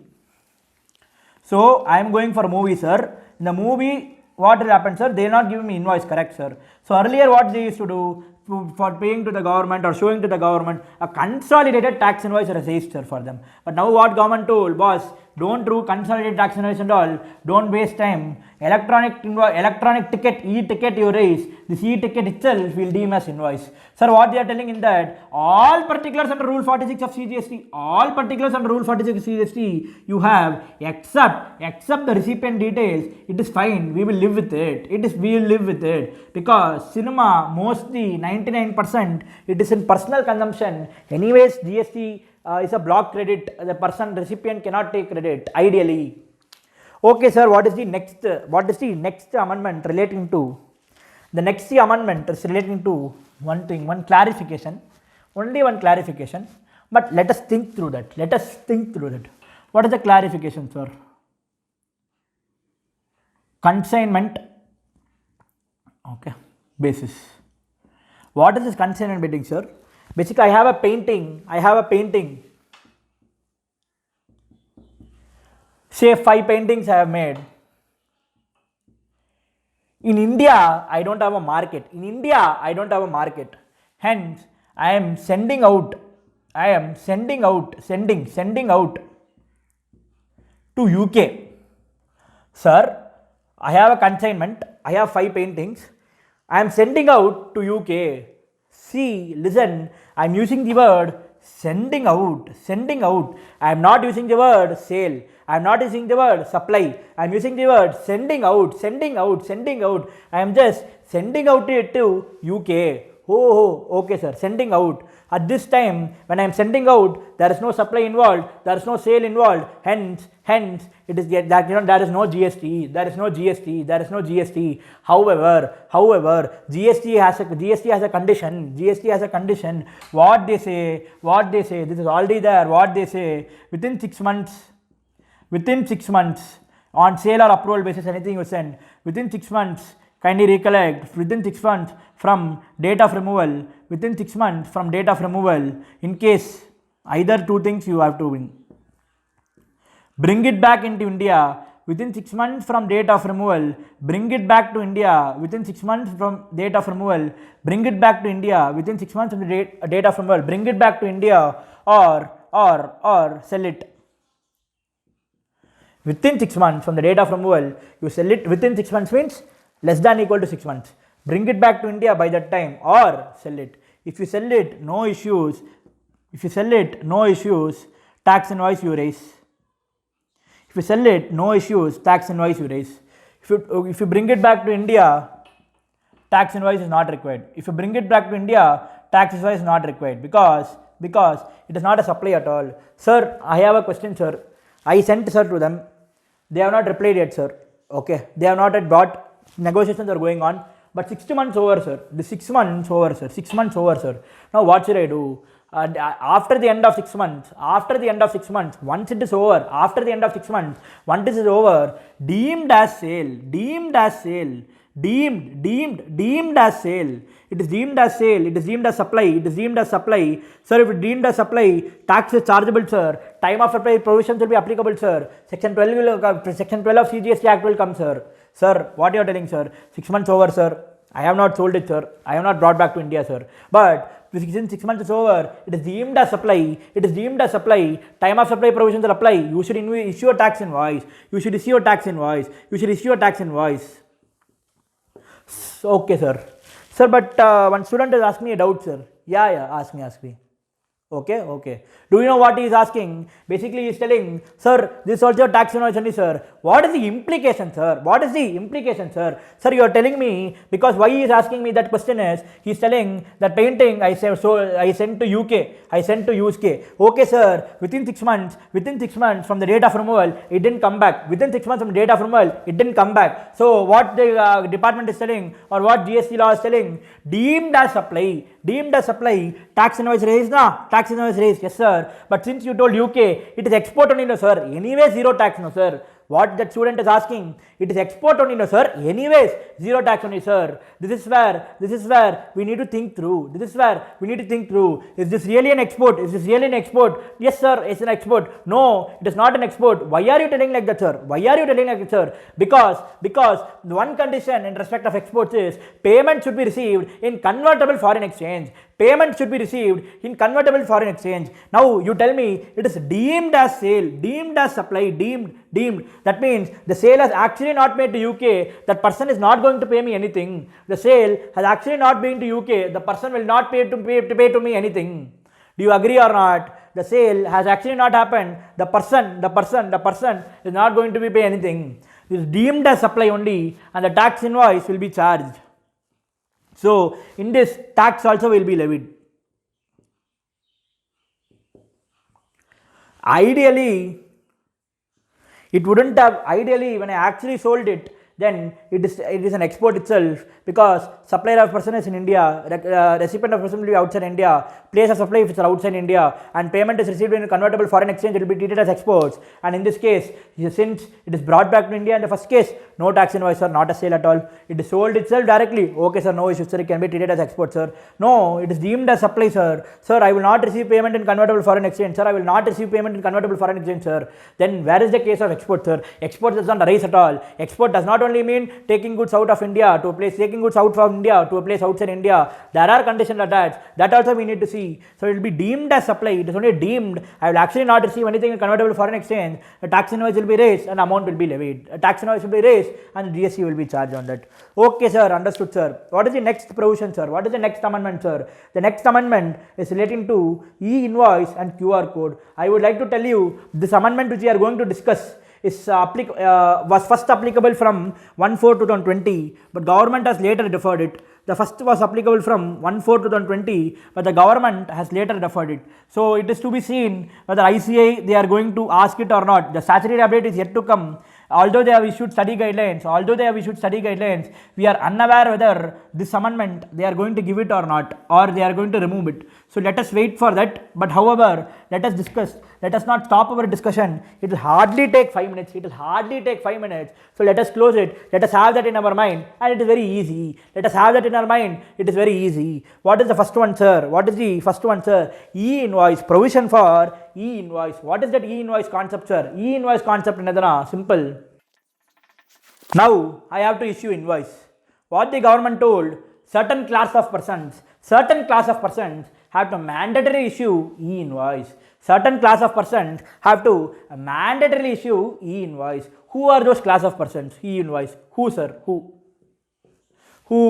Whose aggregate turnover aggregate turnover in a financial year. He does not say preceding financial year, it does not say past financial year, it does not say current financial year, it does not say future financial year. It says whose aggregate turnover in a financial year, greater than 100 crores, aggregate turnover in a financial year greater than 100 crores, aggregate turnover in a financial year greater than 100 crores, e-invoice is applicable, e-invoice is applicable. Okay sir, e-invoice is applicable sir, e-invoice is applicable sir.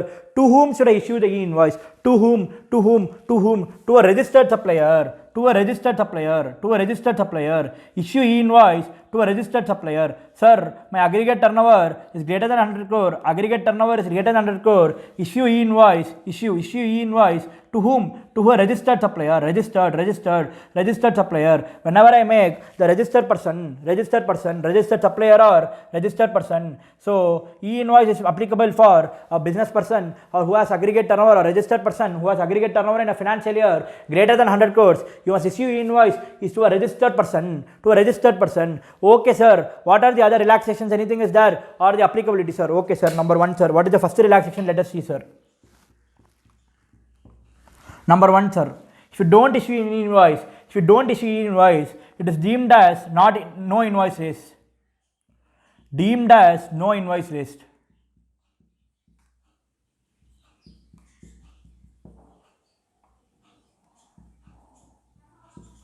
NOI, no invoice raised. No e-invoice means no e-invoice means deemed as no invoice raised. No e-invoice means deemed as no invoice raised. That is the first one. Number 2.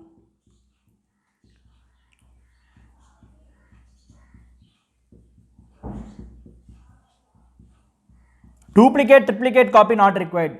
Sir, generally when I raise a physical invoice, there is something called as duplicate, triplicate copy, sir. What is that, sir? Basically, I will give to the recipient the original copy. My customer will get the original copy. My recipient, my transporter will get a duplicate copy, and I will get the triplicate copy. I repeat, my customer will get the original copy. My transporter will get a duplicate copy, and I will get the triplicate copy. So I will keep myself the triplicate copy. But the provision of this e-invoice, this duplicate, triplicate copy not required at all. Sir, e-invoice is electronic, sir. Why do you want a copy, sir? Unnecessary waste paper, sir. Save trees, sir. I have seen in Facebook and all, sir. So why should we require? Government also told, boss, you have an e-invoice, still no need anything, just upload it in a server. What server is it? Number three, what server is it? Government has brought portals. Government told, boss, I have portals, I have some websites, I have portals, I have some websites. Portals and websites, upload in the government portal, upload in the government portal. They are telling, boss, you upload this e-invoice in the government portal, that is enough, don't do anything else. You scan and upload, automatically the details will be populated in GSTR1. This is what government is telling. So what they are telling is, government, e-invoice is applicable to a registered person having a turnover in a financial year greater than 100 crores. They must issue e-invoice in respect of supply of goods or services paid to a registered person. They must issue an e-invoice in respect of a supply of goods or services made to a registered person. Okay sir, what if I don't raise e-invoice, sir? Government is solra, I cannot do government. What will you do? It is deemed as no invoices raised. Penal provisions might apply, interest provisions will apply. Then that is one thing. Second one, the duplicate, triplicate copy is not required. Normally in a physical invoice, you should issue a duplicate copy, triplicate copy. Original will go to customer, duplicate will go to transporter, and triplicate will be retained by us. Now that is not required, it is e-invoice. And third thing, you have to mandatorily upload it in the portal of the government. It's mandatory upload in the portal of the government. Government has given 20 websites or 15 websites or 10 websites, and they have listed around the website name also, where you can upload this e-invoice. That is why the government has brought this direction. However, it is deferred with effect from 1/10/2020. Sir, then why are you telling this, sir? 1/10/2020, because earlier it was with effect from 1/4/2020, and this deferment came only after April 30th April. So it is to be seen whether ICA includes this or not. However, this is the provision, sir. Sir, what is the other provision, sir? What is the other provision, sir? Provision for QR code, sir. What is QR code, sir? Quick response code, sir. So basically, sir, I would have seen, sir, somewhere this barcode and all there, sir. Dot box and all, sir. I scanned something, sir. Sir, Google Pay and all we have seen, sir. In shops we have seen, sir. Paytm like that. Government also told, yes, you have seen everywhere. No, let us see in GST also. No, you have seen everywhere. No, let us see in GST also. Provision for QR code. Who should raise the QR code in invoice, sir? We are talking about invoice, sir. In invoice QR code should be there, sir. In invoice QR code is there. Who should put that, sir? Registered person whose aggregate turnover in a financial year, registered person whose aggregate turnover in a financial year greater than 500 crores, equal to 500 crores, not required. Greater than 500 crores, required. Greater than 500 crores, required. Then issue invoice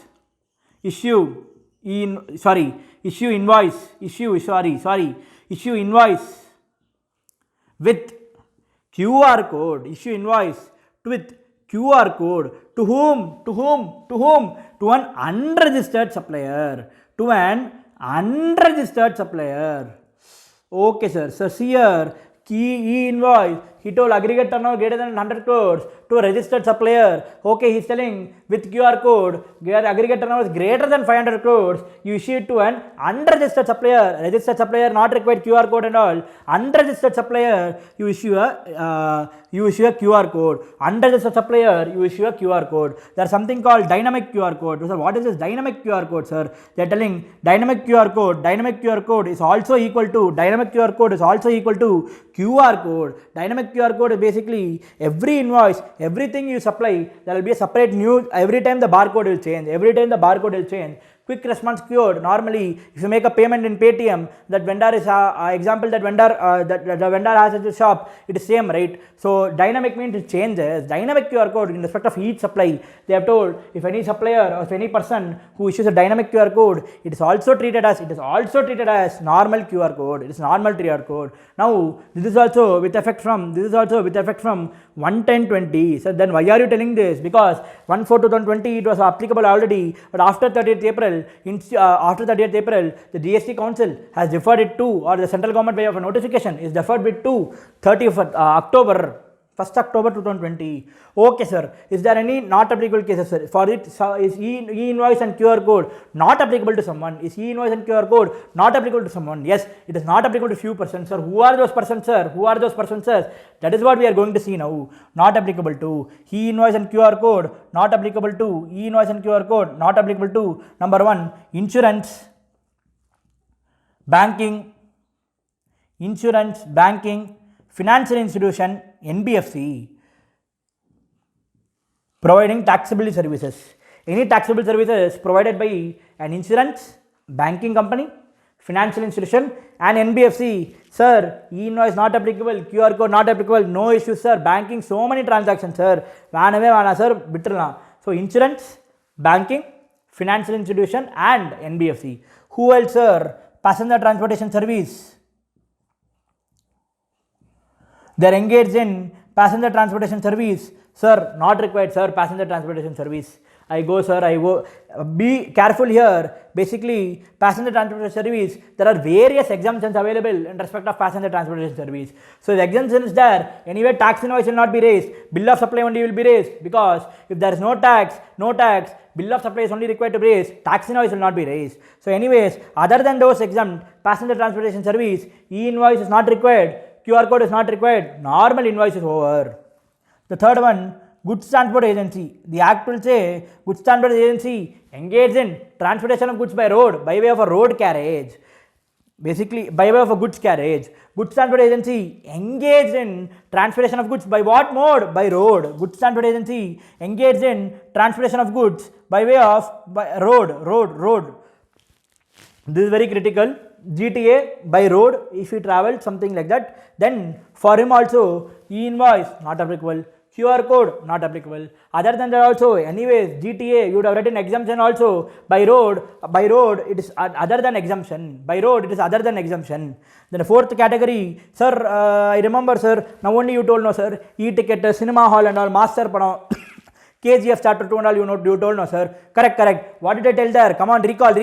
What did I tell there? For the consolidated tax invoice not applicable. What is applicable? Sir, E invoice, sir. No, E invoice illa. What do you get when I go to a movie? What do you get? Do you get an invoice? What do you call that invoice as? What do you call that? Sir, ticket, sir. Correct. E-ticket. Sir, what is E-ticket, sir? Basically, we are talking about admission to cinematographic films. Admission to cinematographic films in multiplex screens. Multiplex, sir. Here also multiplex they have put, sir. Here also multiplex they have put, sir. Now you tell me, sir, should single screen having one cinema hall having single screen, one cinema hall having single screen, then should they issue e-invoice QR code, sir? How, sir? You are telling, sir, multiplex screens that are so big, sir, and they themselves are exempt, sir. E-ticket is enough, sir. Now here it is not, here single screen is also not covered, sir. So should they issue e-invoice or QR code? Government is thinking, boss, if you are only a single screen, your aggregate turnover will never grow more than 100 crores or will never grow more than 500 crores. So don't worry, that is what I think government has thought. If you are only single screen, your turnover cannot be so much, because first for issuing e-invoice, first issuing QR code should first come within the turnover limit. Only if you come with the turnover limit, it is first applicable. Even though if you come into turnover limit, still it is not applicable, means you are an insurance, banking, financial institution, NBFC, passenger transportation service, goods transport agency carrying out transportation of goods by road in a goods carriage, and issue of e-ticket, basically admission to cinematographic films in what screens? Multiplex screens. Let's go to the next amendment. What is there? The next amendment is SAPPA amendment. Sir, why are you saying SAPPA amendment, sir? They have brought the amendment alone. They have not brought any guideline. The government has not notified anyone. They have not brought a guideline. The government has not notified anyone. Let us see. The next one, as I told, is SAPPA amendment. Let us finish it off. Simple. That's all. Sir, amendment is poduma. Certain persons must have digital mode of payment. Certain persons must have digital payment mode. Sir, who are those certain persons? What are the digital modes? Government has not notified yet. Sir, who are those certain persons? Theriyala. Digital payment mode? Theriyala. Appa idhukku sir sonninga? Theriyala. Abdin solla maata. That's an amendment. In MCQ you can ask, is digital payment mode applicable? Yes, it is applicable for sure. So be careful. But government has not notified who are such class of persons and what are the digital modes they should keep. Okay, sir. The next one. For this to understand, it is only a small amendment, only easy amendment. But I would like to give you a background. I would like to give a small background on it, sir. The issue is simply, I'll first tell you the issue, sir. Issue is advance, sir. Advance for service, sir. Advance for service given, sir, and taxed, sir. Advance for service is given and taxed. Advance for service is given and taxed. Okay, sir. Advance for service is given, sir. Yes, sir. Advance for service taxable only, sir. No issue, sir. Is given and taxed. Now, service is cancelled. Service was not rendered. It is only advance. Service is not rendered. So, the amount of advance given is refunded by the supplier.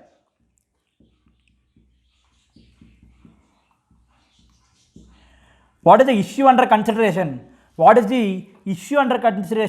Since it is taxed, can I claim refund?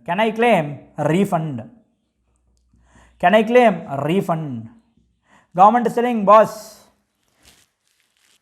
you are telling to the government, boss, see, advance is taxable. I paid it on advance. I paid tax. Now the service is still cancelled. The supplier is returning the money. Now tell me, what would I do with the tax paid? Can I claim it as a refund? So before going to the answer, why advance is taxable?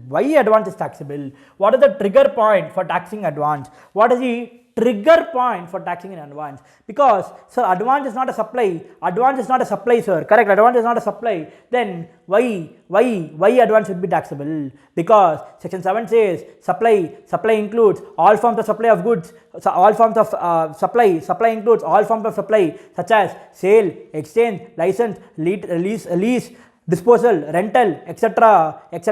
After that it comes made or agreed to be made, agreed to be made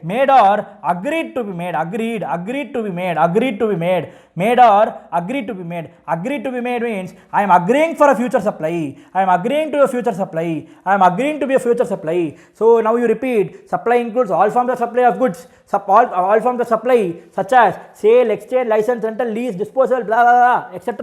Made or agreed to be made, this agreed to be made, the word agreed means for something future, agreed to be future la, so agree pandradha, agreed to be made for a consideration in the course of furtherance of business, agreed to be made, advance is given, yes, for what? Service is the agreement, I agree to provide this service for which advance is given, for consideration, because consideration is the advance in the course or furtherance of business. Yes sir. Now one thought sir, I have one doubt sir, then advance for goods also is taxable? Ideally advance for goods should be taxable, but by way of a notification it is not, it is said that we should not tax it. By way of a notification government has told, due to various hardship phase they told not taxable. So only advance for service is taxable, but why advance is taxable? Because supply says made or agreed to be made means even future supply is taxable. Okay sir, now what you are coming to say here sir, can they claim refund? Government told, boss, you cannot claim refund. What is the remedy sir? I issue a credit note sir. What if you do a credit note? So if you raise a credit note, example, rupees 300 I have to pay tax sir, rupees 300 pay tax sir. However, assume this is rupees 50 sir. What tax I paid on capital advance, that is, or what tax I paid on advance for service is 50 rupees sir. So now what government is telling, issue a credit note sir, raise a credit note sir, credit note is raised sir, now 50 rupees you can raise credit note sir, net tax paid is only 250 sir, rupees 250. Super sir, correct sir, 300 rakho, okay, government is saying adjusted pay net 250, super sir, for that issue raise credit note sir, pakka, okay sir. Now the second question is, one student is telling, sir, now you see sir, you are giving easy example sir, 300 per tax, obviously it's logical sir, 50 will be adjusted and 250 will be paid sir. I will ask you one question, okay, ask, yes, tell me pa, I will ask you a question, he is telling, okay sir, I am telling, so he is telling, sir, output tax is rupees 0 sir, pay tax rupees 0 sir, now you tell me sir, credit note I get 50, will the net tax is 0, will the government pay me refund of 50? What he is asking, correct, very valid question, rupees 0 is the output tax, credit note is 50, 0 is net tax payable, will the government give me 50 rupees? Government told, boss, I will not give a refund, you claim it as, you don't claim it as refund, you will still get the refund somehow, you don't claim it as refund, you claim it as excess payment of cash, excess payment of tax. You claim it as excess payment of tax. Sir, why you are telling this? You have to clearly understand. In case of refund, you will receive in cash. However, excess payment of tax will be adjusted in your ECL, electronic credit ledger, or electronic cash ledger. Excess payment of tax will be adjusted in your electronic credit ledger or electronic cash ledger. Hence, government told, boss, you have output tax liability, claim it in credit note, move on. Okay, please. Then he is telling, you don't have an output tax liability, but you have paid, this is an excess payment of tax, you cannot claim a refund, claim it as an excess payment of tax, that provision is applicable, I will credit it to ECL, electronic cash ledger or credit ledger as the case may be, you don't worry. Now, the amendment with respect to tax invoice, debit note and credit note is over.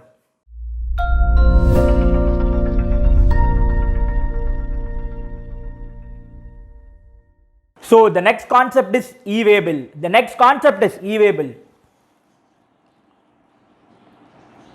What is this e-way bill?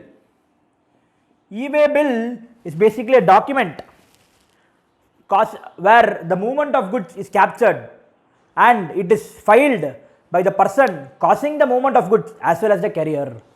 Simply put, e-way bill is a document to track the shipment of the goods brought by the GST department. Why they have brought this? Post introduction of GST, a lot of checkposts where interstate supplies were made, within the state supplies were made, are abolished. To order to curb tax evasion and in order to ensure that all transactions of goods which are going out have a foolproof mechanism of tracking, the government had brought this. The e-way bill is issued when the consignment value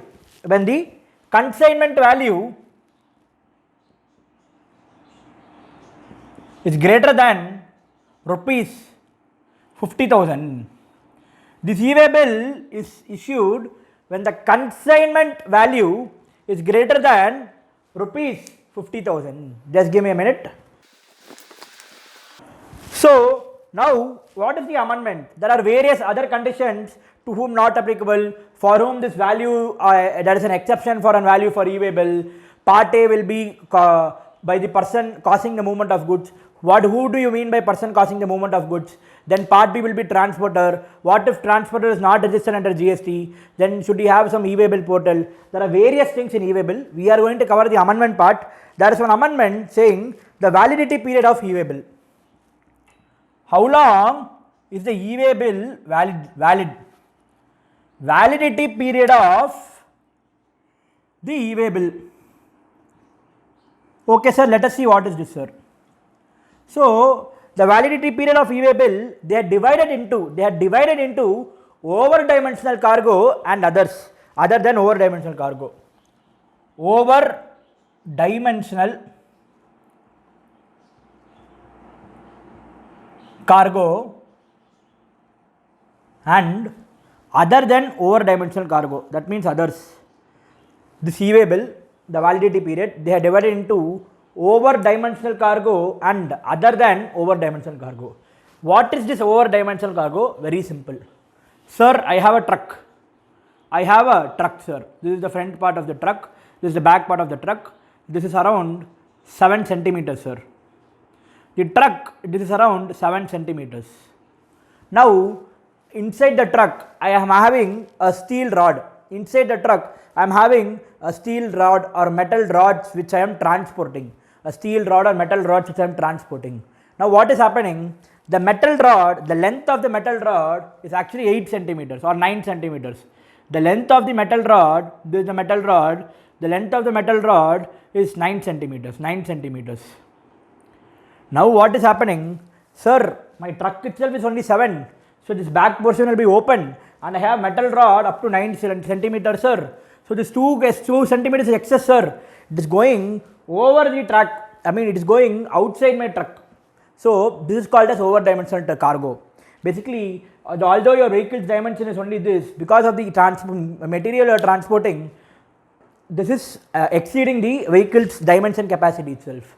So is it actually legally allowed? Yes, it is legally allowed. There are various penalties and curbs involved, but it is still allowed. It is a practice, business practice which is done.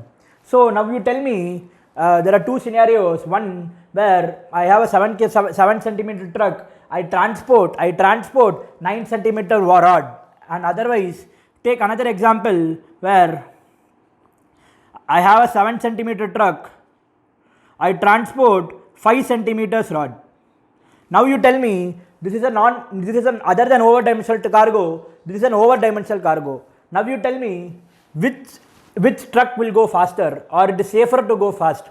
You must appreciate that this truck will go faster because the entire goods I am transporting is within the lorry itself, and it can move fast. There is no possibility of the rod falling apart. However, in other case, whereas in over dimensional cargo, you should appreciate that the truck size itself is 7 centimeters, the length, but the rod is 9 centimeters. There is an overlap here, so there is a possibility that it might fall. So the driver must be more careful here. And he has to drive a bit slow. Do you agree that? Yes. Okay, sir, but why are you telling that now? Because the validity period of EVA bill is based on this concept. The validity period of EVA bill is based on this concept. What they are telling, in case of over-dimensional cargo, and in case of others. Let us see in case of others. Sir, it can go faster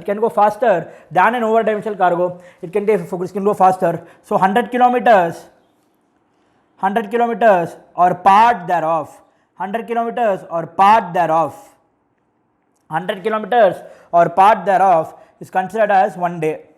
So if I have 500 kilometers to travel, my validity period of EVA bill will be 5 days, because for 1 day it's 100 kilometers or part thereof. So if I have to travel 500 kilometers, it will be 5 days. So per day 100 kilometers or part thereof. So even if 70 kilometers, 1 day validity. It is 100 plus, if it's 170 kilometers, 100 plus 70 is part. So you should not calculate proportionality and all, you should directly take 2 days. Now over-dimensional cargo, as I said, the over-dimensional cargo will go slower than the other than over-dimensional cargo. That means here it is 100 kilometers or part thereof. Definitely for over-dimensional cargo, it should be less than 100 kilometers. So the Act says 20 kilometers or part thereof. So the Act says 20 kilometers or part thereof.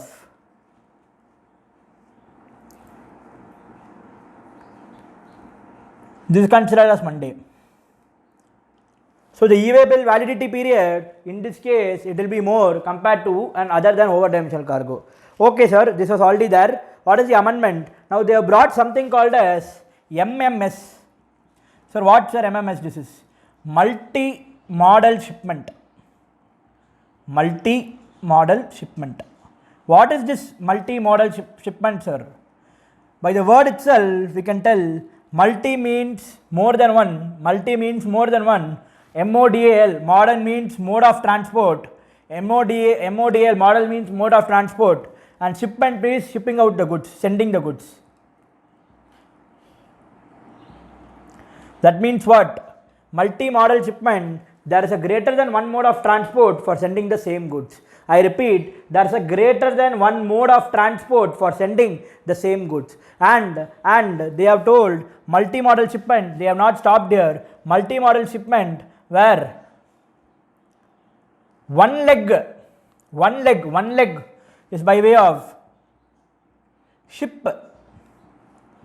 If one leg is by way of ship, multi-modal shipment where one leg is by way of ship. So let us take an example. Can you give us clarity in this, sir? Sure. So multi-modal shipment example, I have to send something to Mumbai. From Andaman and Nicobar Islands. I have to send something to Mumbai. What I do, I ship from Andaman and Nicobar Islands. I tell my transporter, in Mumbai I have to reach it to, say, Chembur. Chembur is a place in Mumbai. I want to reach it to Chembur. So what happens? My transporter from Andaman and Nicobar Islands, he will ship it. He will ship by way of what? He will ship by way of ship only to Mumbai. And what he will do, once it reaches the port of Mumbai, add from the Mumbai port, he will ship the goods. But he will ship by way of what mode? Truck to Chembur. So there are two concepts involved here. See, the same transporter, what he is doing, from Andaman and Nicobar Islands, he has shipped the goods by way of a ship to Mumbai. And from the Mumbai port, he has shipped the goods by way of a truck to Chembur. There are two cargoes involved. Multi-modal, mode of transport, ship, truck, and shipment, sending that goods. So this is what is called as multimodal transport. The amendment says this concept of 20 kilometers or part thereof, 100 kilometers or part thereof is also applicable in respect of not just multimodal shipment where one leg is by way of ship, multimodal shipment where one leg of transport is by way of ship. I repeat, multimodal shipment where one leg of transport is by way of ship. That is the first amendment. So the second amendment, it says extension of EVA bill validity.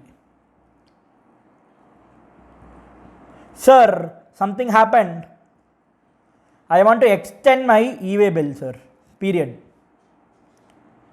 Simple, within 8 hours,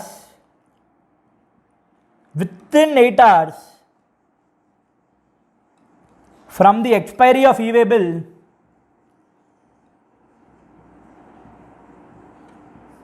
within 8 hours from expiry of e-way bill, you can extend your e-way bill validity. So simple, e-way bill is a document issued for a compliance mechanism where you can track the movement of goods, where it is going, etc. And once it is done, it is issued by the person causing the movement of goods. There is part A, part B. Part A is issued by the person causing the movement of goods. There are a lot of who is the person causing movement of goods. It is separately given. Then part B will be by the transporter. What if transporter is not registered? Think through that, go through that. Then consignment value is exceeding 50,000. What is the inclusion in consignment value? What is the exclusion in that? For whom the consignment value applicability is not there? Is there any kilometer distance where up to a certain kilometers you need not issue e-way bill? Please go through that. And amendment with respect to validity period of e-way bill. Validity period of e-way bill, first the government is splitting into over-dimensional cargo and other than over-dimensional cargo. Over-dimensional cargo means where the truck size is 7 kilometers but I am transporting a rod of 9 centimeters. Then that means what? Some overlapping is there. That is actually really called over-dimensional cargo. And other than over-dimensional cargo, obviously in this case other than over-dimensional cargo can go faster because the it is more safer to travel fast also. Then in case of other than over-dimensional cargo, the validity period is 100 kilometers or part thereof for 1 day. So if it's 500 kilometers, it is 5 days. Whereas over-dimensional cargo is 20 kilometers or part thereof for 1 day. Then other than that, the amendment with respect to MMS. MMS means multi-modal shipment, where not only multi-modal shipment with where one leg is by way of ship. MMS only means multi-modal shipment, but the amendment with respect to multi-modal shipment where one leg is by way of a ship, where multi means greater than one, modal means mode, and sending goods. So multi-modal shipment means sending the same goods through more than one mode of transport. And once you do that, the same what is applicable to over-dimensional cargo and other than over-dimensional cargo will also apply to multi-modal shipment. Then the amendment with respect to extension of e-way bill period. The extension of e-way bill period within 8 hours from the expiry of e-way bill, you can extend it. Thank you.